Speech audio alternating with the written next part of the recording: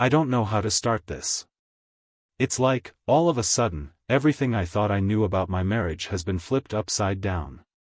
My wife, Emma, and I have been together for almost 8 years. We've had our ups and downs like any couple, but for the most part, we've always been solid. I'm no fool, though. I know how relationships go. I'm not some romantic who believes in perfect love, but I figured we had something good. We had a routine, a rhythm. Life was fine. Comfortable. You know what I mean. But something changed in the last 6 months.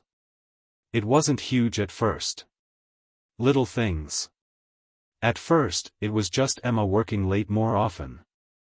She's a marketing exec for a big firm, so I wasn't exactly suspicious. But when she started coming home even later, and there was this weird vibe between us, I knew something was off. She'd been distant, a little cold. When I tried to ask her about it, she'd make some excuse about needing to prove herself at work, or about how stressed she was. I bought it. I mean, who wouldn't? Who doesn't have days where work just eats you alive? But over time, those excuses got more frequent, and I started feeling more and more like I was losing her. I started picking up on the small stuff, like the way she'd check her phone constantly, or how she'd become defensive whenever I asked where she'd been or what she was doing. Nothing direct, but it was there. There was this tension in the air that wasn't there before. So, the tipping point came out of nowhere. I wish I could say I uncovered some grand secret or made some shocking discovery, but it was actually something so mundane, so ordinary. It was a text. A single text that blew the whole damn thing wide open. It was a Saturday night, and Emma had gone out with some work friends, or so she said. I was sitting on the couch, mindlessly flipping through TV channels when my phone buzzed. It was a message from my best friend, Jake. But when I checked it, I noticed something strange. Emma had left her phone on the counter next to me while she got ready. Normally, I wouldn't snoop, but that night, I was tired. Tired of the excuses, tired of the distance. I glanced over at her phone. It wasn't like I was trying to invade her privacy, but I saw it, the name on the screen, Gary. She'd never mentioned a Gary. I don't know why, but my stomach dropped. Curiosity got the best of me, and before I could stop myself, I picked up her phone. I told myself I wasn't going to look, but I did. And that's when I saw the messages. Can't wait to see you tonight. We'll finish what we started. Let me know when you're free, babe. I miss you. The texts were flirty, intimate, and they made my skin crawl. I scrolled up. The more I read, the clearer it became. Gary wasn't just some work colleague, he was her boss. The guy had money, a lot of it. I had heard Emma mention him a few times, but I never thought much of it. Why would I? He was just her boss, right? The more I read, the more it hit me.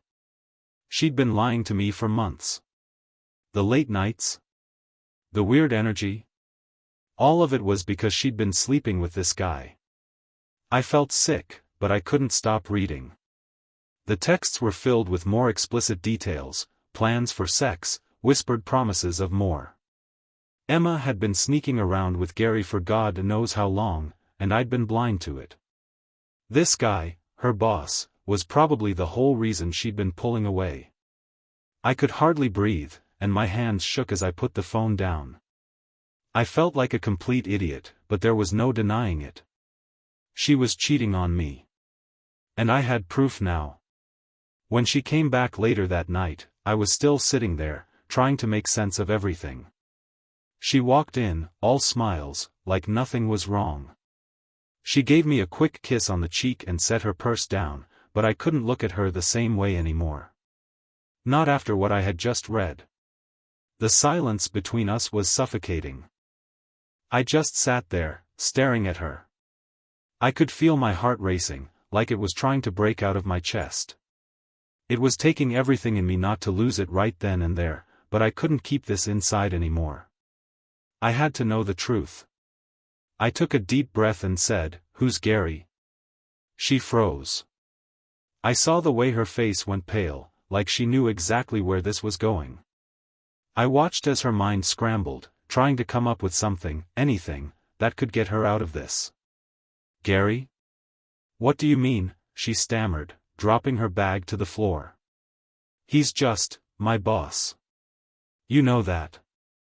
I didn't even flinch. "No, I mean, who's Gary? The one you've been texting? The one who wants to finish what you started? The one who's been calling you babe?" My voice shook, but I wasn't going to let her lie her way out of this. Not again.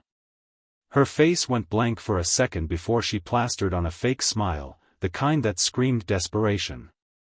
"Oh, my God, you went through my phone?" She gasped. "That's such an invasion of privacy, John. I can't believe you do that." "Don't turn this around on me, Emma," I snapped. "Answer the question." She took a step back, crossing her arms, trying to act like she was in control. "It's not what you think," she said, trying to sound convincing.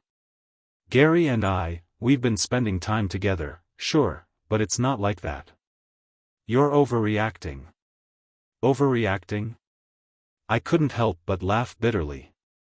"You're having an affair with your boss, Emma. You've been lying to me for months, and you're telling me I'm overreacting?"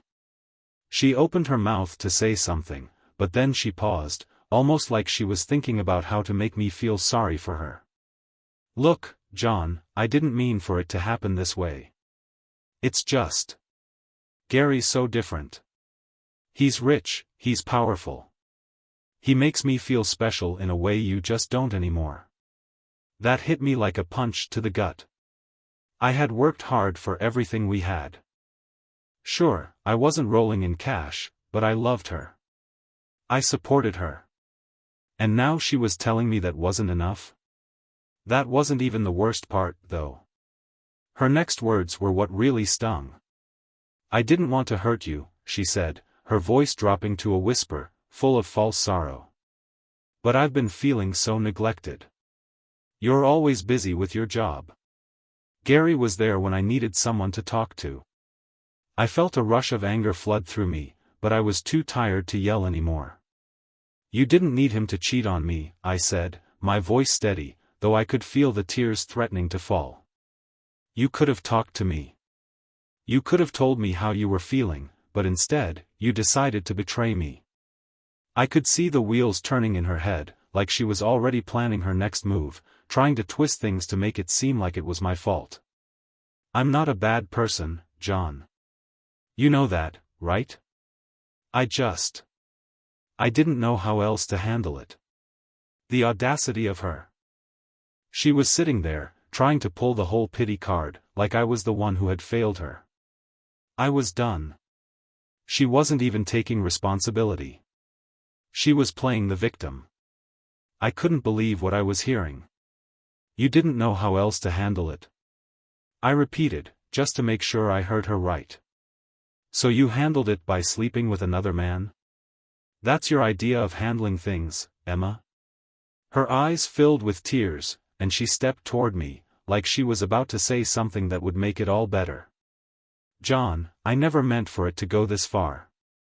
It just happened. I was confused, and Gary, he made me feel important. You don't understand. I needed that.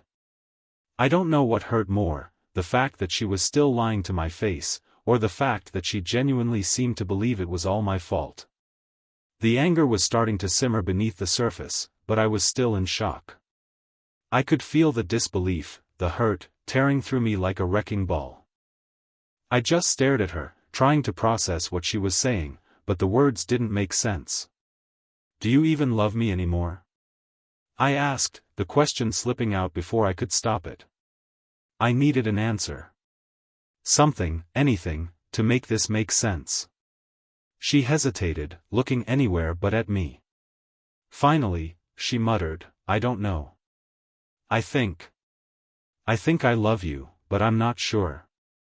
I don't know if I'm happy anymore." I don't know if I can ever be happy with you the way things are. That was it. My heart dropped. She didn't love me anymore. She just didn't want to admit it. The truth was staring me in the face, and it was so much worse than I'd imagined. She didn't just cheat on me, she was ready to throw everything away, and I was just a backup plan in her mind. The sadness came crashing in like a tidal wave, and suddenly, I was drained. All the anger, all the frustration, it just melted into a pit of despair. How could I have been so blind? We'd been together for so long, and this was how it ended? With her sitting here telling me she didn't know if she even loved me anymore? I walked away, needing space to breathe, to think. I need a minute, I muttered, my voice barely above a whisper. I didn't know what I was feeling anymore, just numb. She followed me, of course. John, please. Don't shut me out. We can work through this, I swear. Gary means nothing. He's just a fling, a mistake. It's you I want. I shook my head. The words hit me like daggers, each one deeper than the last. You don't get it, Emma. You can't just erase what you did. You can't just pretend like everything's fine because you say you're sorry. I don't know if I can ever forgive you for this. I could see it in her eyes now, the panic, the fear. She was starting to realize that maybe, just maybe, I wasn't going to take her back. She was losing control, and I was done letting her manipulate me. I spent the next few hours pacing around the apartment, trying to clear my head.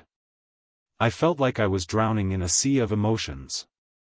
1 minute, I was angry, ready to throw everything away. The next, I was sad, devastated by the thought of the woman I loved choosing someone else. I had no idea what to do. I wanted to scream, to break something, but I also wanted to crawl into a hole and disappear. This wasn't how I imagined my life turning out. Eventually, Emma left for the night. I think she sensed that nothing she said would fix it, and she needed space to gather her thoughts or come up with more excuses. But for me, the decision was already made. She didn't deserve me. She didn't deserve my trust. She didn't deserve my love. How could she after everything? After she'd lied, cheated, and used me as a backup while she chased after money and power? I wasn't going to let her twist me into some kind of fool anymore. I wasn't going to be her emotional safety net while she had her fun with Gary. It stung to think about it, but I knew I couldn't stay in this toxic relationship any longer.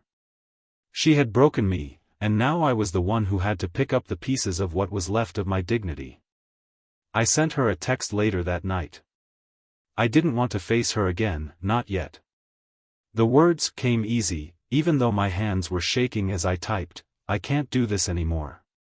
I can't be with someone who doesn't respect me. I need to move on. I'm done. Asterisk, there it was. The final blow. I knew she would probably try to talk me out of it, beg me to reconsider, make more excuses. But I was done listening. She had her chance. And she blew it. The next few days were a blur. I barely slept, barely ate. I kept going over everything in my mind, what had gone wrong, where I had missed the signs, how I could have prevented this. I kept asking myself if I should have seen it sooner, if I could have done something differently. But deep down, I knew the truth. She had already made her choice. She had chosen Gary, the rich, powerful guy who could give her the things I never could. And now I had to choose myself. When she came back to talk, I was ready. I had spent enough time in my own head to know what needed to be done. She begged me, of course. She tried to guilt-trip me, to make me feel like I was the one in the wrong for not wanting to work things out. She cried, she apologized, but none of it moved me anymore. I'm sorry, John, she said, looking desperate. Please, I love you. I made a huge mistake. It wasn't about him, it was about me. I was confused. I just looked at her, my heart heavy but steady. No, Emma. It was about you not respecting me, and it was about you throwing away everything we had for someone who doesn't give a damn about you. I'm not going to let you do that to me anymore. She begged again, but I didn't waver. The decision was made. This marriage was over. And I had to be okay with that. After everything went down, the days felt like they stretched into weeks. I spent a lot of time reflecting, trying to put the pieces together and figure out where I went wrong. It wasn't easy. It wasn't just about the betrayal, it was about how much I had trusted her, how much I had believed in the woman I married, only to find out she was living a double life behind my back. I kept replaying the conversations, the little moments, the excuses she made, trying to see if there were any signs I missed. But honestly, I knew deep down I couldn't blame myself for her actions. She had made her choices. I had just been blind to them. Emma didn't make it easy to move on. She called me a couple of times, texted me, sent me emails. She wanted to meet up, to talk things through, but I couldn't bring myself to listen to her lies anymore. I had heard enough. The hardest part was the guilt. I couldn't shake the feeling of being betrayed not just by her, but by my own inability to see what was right in front of me. How could I not have known? How did I let this happen? But after a few days, I started to realize something important. I didn't need her validation or her pity. I didn't need her to tell me it was going to be okay. What I needed was to rebuild. I needed to get back to myself, to the person I was before I got caught up in a relationship with someone who didn't value me. I spent more time with my friends, especially Jake. He was there for me when I needed someone to vent to, someone who wouldn't judge me for staying in the marriage as long as I did. He reminded me that this wasn't my fault. He even told me a few things about Emma that I hadn't known, how she had always seemed to gravitate toward people who could offer her more than I could. But I had never been the type to care about money or status, and that's what had made me feel so inferior when I realized that was what she was really after. It was the hardest thing to do, but I started making decisions for myself. I cleared out all of Emma's things from the apartment. Every last piece. The clothes, the photos, the trinkets we had gotten together. It felt like I was slowly erasing her from my life, but it also felt like taking back control.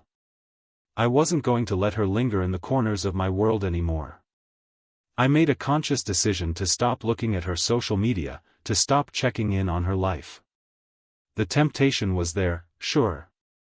I wanted to know if she was still with Gary, or if she was moving on already. But I realized that would only drag me further into the mess I was trying to leave behind. What I didn't expect was how quickly everything started to change once I let go. My work became easier to focus on. I started hitting the gym again, pushing myself to get stronger, both physically and emotionally. I realized that I was capable of so much more than I had given myself credit for. It wasn't easy, and I wasn't suddenly healed or over it, but I was starting to move forward. It felt like a weight was slowly lifting off my chest. And while I didn't know what the future held, I did know one thing: I would never let someone take advantage of me like that again. It's strange how life works sometimes. Just when you think things are starting to settle, something else comes out of nowhere and hits you like a ton of bricks. About a week after I finally made the decision to cut Emma out of my life, something happened that I wasn't prepared for. It wasn't the text from her, or even her sudden appearance at my door, trying to convince me we could still fix things. I wasn't having any of that. It was something a lot more personal. I was sitting at the kitchen table one morning, drinking my coffee and catching up on emails. My phone buzzed, just a random notification, nothing important. I almost ignored it, but something about the message caught my attention. It was from Gary, Emma's boss, the guy she had been cheating on me with. At first, I thought it was some kind of mistake, or maybe it was a weird marketing spam. But the name stood out, and then I saw the words, clear as day: "Hey, John. I know you've been going through a rough time with Emma, but I wanted to reach out and tell you something. You deserve to know the truth. She's been playing you for a fool, and she's been doing it for a long time. I'm sorry it has to come this way, but you deserve better. Stay strong, man. I froze. I didn't know what to feel. I thought my heart had already broken, but this was something else. Gary, the guy I thought was just some sleazy rich guy Emma was using for sex and status, had just reached out to me to tell me he felt bad for me. I wasn't sure whether I should laugh, cry, or just throw my phone across the room. I quickly typed out a response, half in disbelief, half in anger. Why are you telling me this? What's the point? His reply came fast, because I know how she is.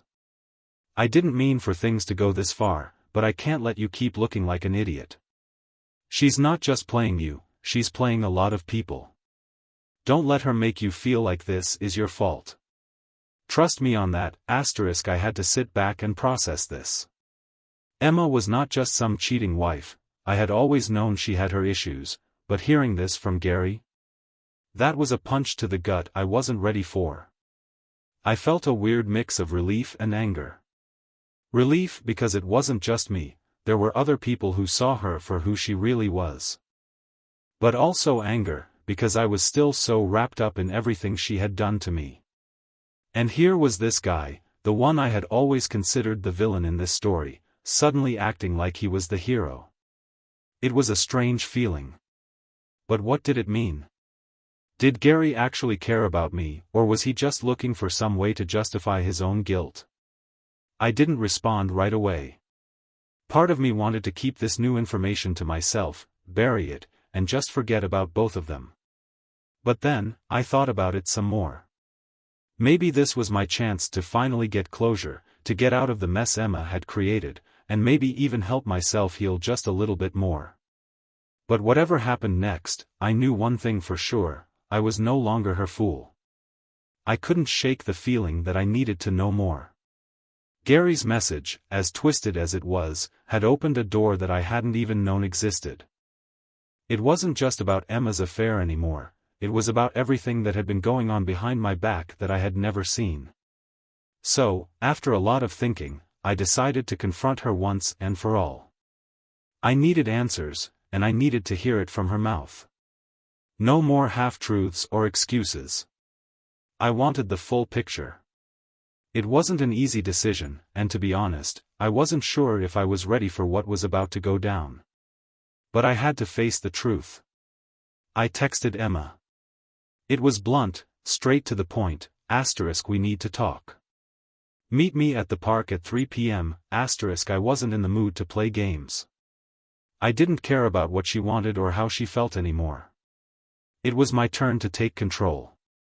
When I saw her sitting on the park bench, waiting for me, she looked different. Tired. Thin. She was dressed in this tight red dress, her hair perfectly styled like she always used to do when she was trying to impress someone. But there was something in her eyes that I hadn't seen before, guilt. Real, raw guilt. It was almost too late for that, though. John, she started, her voice soft. I'm so sorry. I know I messed up, but I never wanted to hurt you. I don't know what happened to me. It was just a phase. Please, you have to believe me. I couldn't stop myself from scoffing. A phase? Really? A phase where you slept with your boss for months and lied to me every step of the way? You expect me to buy that?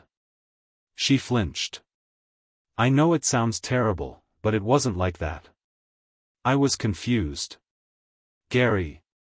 Gary gave me attention, something I wasn't getting from you anymore. It was never supposed to go this far. There she went again with the same excuse. Gary gave her attention, she was confused. It was as if she genuinely believed that was enough to explain it. But to me, it felt like an insult. How many times had I been there for her, trying to support her dreams, giving her everything I could? But none of that mattered. She didn't even care enough to fight for us. Emma, do you hear yourself? I said, cutting her off. You're not some innocent bystander in this. You're not a victim here. You made a choice. You chose to betray me. And now you're trying to act like you didn't know what you were doing? She went silent, her eyes starting to well up. She opened her mouth as if to say something more, but I wasn't having it. The anger, the sadness, the frustration, it all came pouring out of me. I gave you everything, Emma. I loved you. And you just threw it all away for what? A rich guy who doesn't even care about you? My voice cracked, but I didn't care. You think Gary gives a damn about you? He's just using you, just like you used me. You're nothing to him. She looked away, her face flushed. The tears started falling, but they didn't make me feel sorry for her. If anything, they just made me more furious. I'm sorry, she whispered, barely audible. I never meant for it to go this far. You didn't mean for it to go this far? I repeated, my voice shaking. Emma, you don't get to make excuses. You don't get to just say sorry and expect everything to magically be okay. You broke something that can't be fixed. I was done. Completely done. I stood up, leaving her there on that bench, crying her eyes out. I didn't care anymore. I had already given her everything I had, and she had thrown it all away. I couldn't waste any more time trying to understand why she did it. I was done being the man who accepted excuses. After the confrontation, I thought I would feel some sort of closure. I expected to walk away from Emma and finally feel like I was done with all the chaos, the lies, and the heartache. But, of course, it wasn't that simple. Nothing in this whole mess had been simple, and walking away wasn't as easy as I hoped. The first couple of days after that park bench conversation were weird. I had expected her to either beg me to come back or disappear completely. But instead, it was like I was living in some strange limbo. I was angry at myself for letting things get this far, angry at her for being so selfish, and honestly, just angry at the world in general. I'd throw myself into work during the day, trying to distract myself, but when the night came and I was alone, that's when everything hit hardest. The loneliness, the loss, the disappointment, it was crushing. I missed her. I hated myself for missing her, but it was true. She had been a big part of my life for so long, and even though she destroyed everything we had, I still wanted things to be different. I still wanted us to work. But that's when I realized something that really shook me. I didn't need her, it wasn't easy to admit. For so long, I had wrapped my life around Emma, trying to keep her happy, trying to fix everything for her. I thought I needed her to feel complete, to feel like I was worthy of love. But as I spent more time away from her, I started seeing things more clearly. The truth was, Emma had never really been the person I thought she was. She'd never loved me the way I deserved. She had used me as a fallback when things weren't going the way she wanted with Gary or whoever else came her way. She didn't respect me, and most importantly, she didn't care about me the way I had cared about her. I wasn't the problem in this relationship. She was. That realization hit me hard, but in a way, it also gave me strength. I wasn't the fool anymore. I wasn't the one who had been played. I was the one walking away with my dignity intact, and I had to hold on to that. The decision to break free wasn't just about getting away from Emma, it was about freeing myself from the lies and the toxic patterns I had accepted. I needed to rediscover who I was without her manipulating me, without her making me feel small. I was better than that. I deserved better than that. So I made a vow to myself, I wasn't going to look back. No more second chances. No more lingering doubts. No more guilt. I didn't know what the future held, but for the first time in a long time, I felt like I had control over my own life again. And I was going to make damn sure I didn't let anyone, especially Emma, take that from me again. Things had settled into a strange kind of peace. I had made the break, and I was starting to find a rhythm again. It wasn't easy, and there were days when I felt like the world was still spinning around me while I just stood there, trying to hold on. But I was doing better than I thought I would. My mornings weren't as bleak, my thoughts weren't consumed by Emma anymore. Slowly, but surely, I was starting to rebuild myself. But then, just when I thought I had it all figured out, the storm came, something I definitely wasn't ready for. It was a random Thursday afternoon. I was sitting at my desk at work, trying to focus on a project, when my phone buzzed. I didn't even think about it at first. But then the name on the screen stopped me cold. It was Emma. At first, I almost didn't answer. I was done with her, right? I had already closed that chapter of my life. But curiosity got the better of me. I picked up, but I didn't say anything right away. I just waited for her to speak. "John?" Her voice was shaky, like she was on the edge of something. I need to talk to you. It's important. Can we meet?" I felt a knot tighten in my stomach. Why now? Why, after everything we'd been through, after everything she had done, was she suddenly asking for a meeting? It didn't make sense. "I don't think I have anything else to say to you, Emma," I said, trying to keep my voice steady. "I've made my peace. You should too." But she wouldn't let it go. "Please. I swear, this is different. I need to tell you something. It's about Gary." Something about the way she said his name, like it was a secret, or like it carried some kind of weight, caught my attention. The mention of Gary, after everything that had happened, hit me in a way I didn't expect. I took a deep breath, trying to suppress the urge to react. "What about him?" I can't explain everything over the phone. Can we meet at the cafe on 5th? Please, John. It's really important." I paused. My gut was telling me to walk away, that nothing good would come from this. But a small part of me, against my better judgment, felt like I needed to know what she was going to say. What had Gary done now? Was she going to tell me some new twist in this insane story? I agreed. I couldn't explain why. Maybe it was closure I was still craving, or maybe I just wanted to hear her finally admit the truth about everything. But I agreed to meet her. I arrived at the cafe 15 minutes early, pacing in front of the door as I tried to calm my nerves. It was stupid. I shouldn't have agreed to meet her. Every part of me was telling me to turn around and walk away, but I couldn't shake the feeling that this was something I had to do. Emma showed up right on time, looking a little different from the last time I saw her. Her makeup was less polished, and her clothes were a bit more casual. She looked worn out, like she hadn't been sleeping much. But despite that, there was still something about her that screamed, "I need to be the center of attention." I took a seat across from her, but I didn't speak. I wasn't going to make this easy for her. She had put me through hell, and now I was waiting for her to face the consequences of her actions. "John," she started, her voice soft, almost pleading.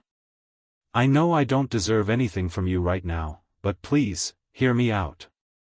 I swear this is important." I raised an eyebrow. "You've had plenty of chances to tell me the truth, Emma. What's so important now?" She hesitated, glancing around as if she was afraid someone might overhear us. Finally, she spoke, her voice barely above a whisper. "Gary, he's not who you think he is. It's not just that he's been with me, John. He's been manipulating me. He's been controlling me." I blinked, trying to process what she was saying. "What the hell are you talking about? You're telling me Gary, the guy you've been sleeping with for months, is controlling you? After everything?" "I didn't want to believe it," she said, her voice shaking now. "I thought it was just a fling, that it was just about the sex. But, it's not. Gary has been messing with my head. He's been using me to get information about you, about your job, about your connections. He's been using me to get ahead at work. And I didn't see it. I didn't want to see it. I stared at her, disbelief coursing through me. Was this a joke? Had she really been so blind that she didn't realize Gary had been playing her from the beginning? Or was this just another lie to make herself look better? You're telling me you've been cheating on me with some guy who was using you? I said, my voice low but sharp. Are you serious right now? She nodded, tears starting to well up in her eyes. Yes. And I'm sorry. I'm so sorry. I didn't know what was going on until it was too late. He promised me things that I wanted, things that I thought I needed. But he was just using me the whole time. And now I don't know what to do. I feel trapped, John. I don't know how to get out of it. For a moment, I just sat there in stunned silence. It felt like the world had stopped spinning. Emma, the woman I had loved, was telling me she had been manipulated by the very man who had been tearing our relationship apart. But at the same time, I couldn't help but wonder if she was just trying to save face. Had she really been that naive, or was she just feeding me another excuse? I'm not the one you need to apologize to, Emma, I said, my tone colder now. I'm not the one you need to convince. You need to figure out your own mess. And you need to leave me out of it. She looked like she was about to cry, but I couldn't muster any sympathy. I had been through too much. My heart had been broken too many times. I had given her every chance to be honest, every chance to come clean. But she had always chosen to lie. I can't fix this, can I? She whispered. No, I said, my voice firm. You can't. You had your chance, Emma. You blew it. She sat back in her chair, defeated. I felt a small flicker of satisfaction. This was it, the truth was out, and I had finally heard everything I needed to hear. Emma had been a fool, and now it was her turn to face the consequences. But even as I sat there, watching her crumble in front of me, I realized that this was the last time I would ever let her affect me again. I was done. This was the final nail in the coffin of our relationship. As I walked away from the cafe that afternoon, I felt a strange sense of numbness wash over me. It was like the emotional weight of everything had finally been lifted from my shoulders. The lies, the betrayal, the pain, it was all there, in the open now. But strangely, I didn't feel relieved. I didn't feel vindicated. I felt empty. That was the hardest part about the whole situation. I had been so wrapped up in the idea of confronting her, in getting the answers I thought I needed, but now that I had them, they didn't seem to matter as much as I'd imagined. What was the point of knowing the full story? It didn't change anything. Emma was still the same person, selfish, manipulative, and now, completely broken. The days following that meeting were rough. I kept replaying everything in my head, her words, the way she had looked at me with those big, watery eyes, the vulnerability that had come out only after she realized I wasn't going to take her excuses anymore. But no matter how many times I thought about it, I just couldn't bring myself to feel sorry for her. I didn't owe her anything. I started keeping my distance from mutual friends, too. I couldn't stand the idea of them feeling sorry for her or defending her. I wasn't the one who had destroyed our marriage. She had chosen to do that, and now she had to live with the consequences. But what I didn't expect was the phone calls. At first, it was just a few missed calls here and there. I ignored them. I wasn't interested in hearing her apologies anymore. I had made my decision. But then, she started showing up at my apartment. She would stand outside my door, knocking incessantly, sending texts, crying. Please, John, I need to talk. I'm so sorry. I love you. I'll fix everything. Just give me another chance. It became almost a daily occurrence. At first, I was calm, just ignoring her completely. But after a while, it got under my skin. The constant reminder of her, of everything she had done, was like a slow poison. Every time she showed up, my anger bubbled back to the surface. I had to make it clear to her that this was over. There was no going back. One evening, I finally cracked. I opened the door when I heard her knocking again, and I saw her standing there, looking like a wreck, her mascara smudged from crying. "Emma," I said, trying to keep my voice steady, but it came out colder than I intended. "Enough. Please," she begged, her voice trembling. "You don't understand. I messed up. I should never have done that. I love you, John. I want us to be a family again." I shook my head, my jaw clenched tight. "You don't get it, do you? You ruined everything. You had every opportunity to fix things, to be honest, and you chose him over me. You chose lies over trust. And now you expect me to just forget all that?" She took a step forward, but I held up my hand, stopping her. "No. I'm done. It's over. And it's not just because of Gary. It's because you've never once put me first. You never valued what we had. You didn't care enough to fight for us when things got hard. I'm not going to stand here and let you continue to manipulate me. Not anymore." Her face fell, and for the first time, I saw real remorse in her eyes, not the kind of fake regret she'd shown before, but something deeper. She stood there for a moment, mouth open like she was about to say something, but nothing came out. Then, without a word, she turned and walked away. And that was the last time I saw her. It felt final. Like a door had been slammed shut with no hope of reopening. I sat down on the couch, staring at the spot where she had been standing just moments ago, the silence deafening. For the first time in a long time, I felt free. But freedom wasn't immediate. The emotional scars still lingered. I had to take time to heal. To understand that I was worthy of better. To rebuild the trust I'd lost in myself. And as I reflected on everything that had happened, I realized one thing: no one can truly break you unless you let them. Emma had tried to break me, tried to make me feel like I wasn't enough, but in the end, I was the one who walked away stronger. The days after Emma left were hard, but there was something freeing about them, too. I had spent so long living in a fog of confusion, anger, and self-doubt that I didn't realize just how much I had been holding on to. When I finally let go, I felt the weight lift off my chest.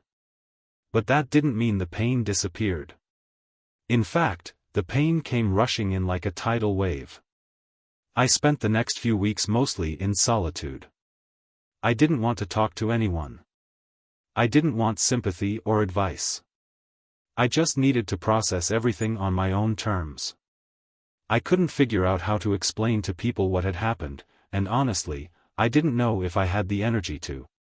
How could I sum up the mess that was my marriage in a few sentences?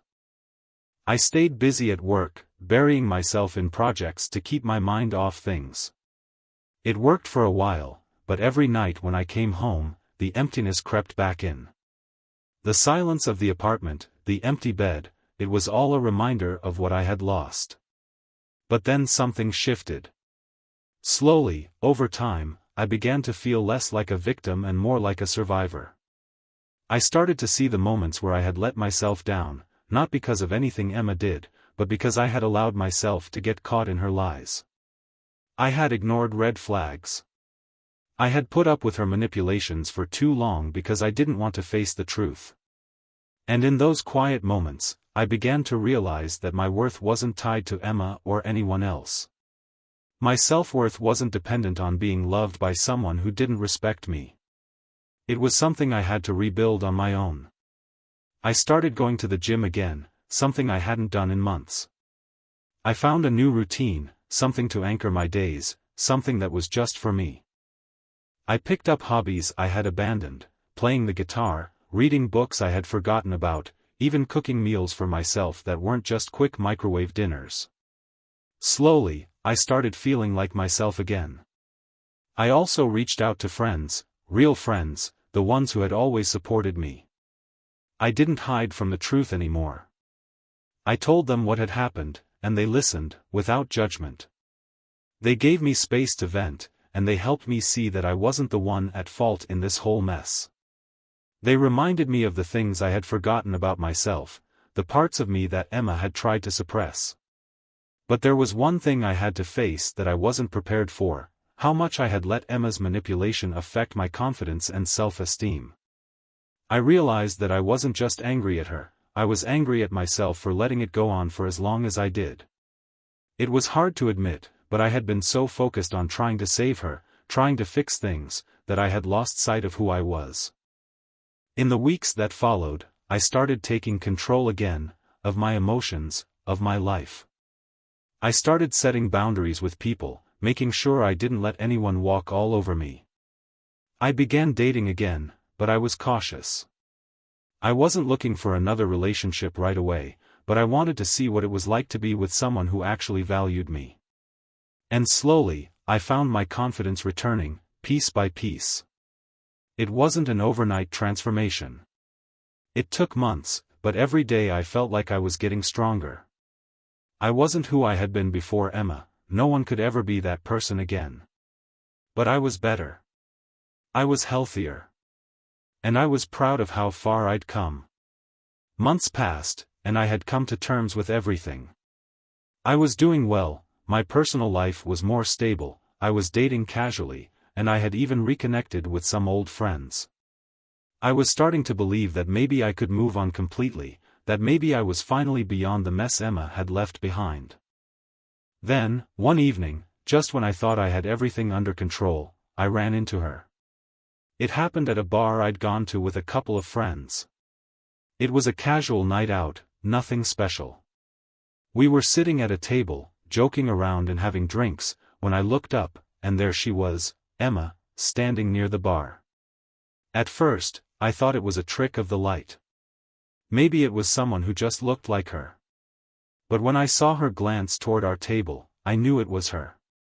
Her eyes locked with mine for a split second before she quickly looked away, like she didn't want me to see her. But I had already seen her, and she knew it. I didn't want to go over to her, but I couldn't stop myself from standing up. The emotions hit me all at once: surprise, anger, confusion. I wasn't ready to see her. Not like this. Not when I had finally found a sense of peace. I walked toward the bar, where she was sitting alone, staring into her drink. She didn't see me coming until I was standing right in front of her. "John," she said, almost like she was surprised to see me. "I didn't think you'd be here." I tried to keep my voice steady, but it came out sharper than I intended. "What are you doing here, Emma?" She looked flustered, fidgeting with the straw in her drink. Well, I just needed to get out. I didn't expect to run into you." For a moment, I just stood there, unsure of what to do. I didn't want to make a scene, but at the same time, I didn't want to pretend that nothing had happened. There was too much between us now, too much history that couldn't just be ignored. "I'm doing fine," I said, my voice tight. "Better than I was before, actually. I don't know what you want from me, Emma, but I've moved on. I've accepted what happened, and I'm not going to go back to all that." She looked down at her drink, her voice barely above a whisper. "I know. I wanted to apologize. For everything. I don't expect you to forgive me. I know I can't fix what I broke, but I just wanted you to know that I'm sorry." I could hear the sincerity in her voice, but it didn't make it any easier. Her apology wasn't going to fix anything. It wasn't going to take back all the pain she had caused.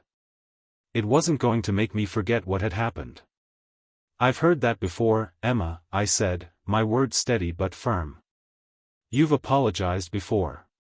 But apologies aren't enough when the damage has been done. I'm not holding on to the past anymore. I don't want to be part of this. Not with you, not like this." She looked like she was about to cry again, but I couldn't let that stop me. I've moved on, and I need you to do the same. I can't be the person you come to for validation anymore. We're both different people now. She nodded silently, her eyes brimming with tears, but I could tell she understood. It was like she knew that whatever hope she had of getting back to where we were, if there had ever been any, was gone. I turned and walked away, leaving her there at the bar.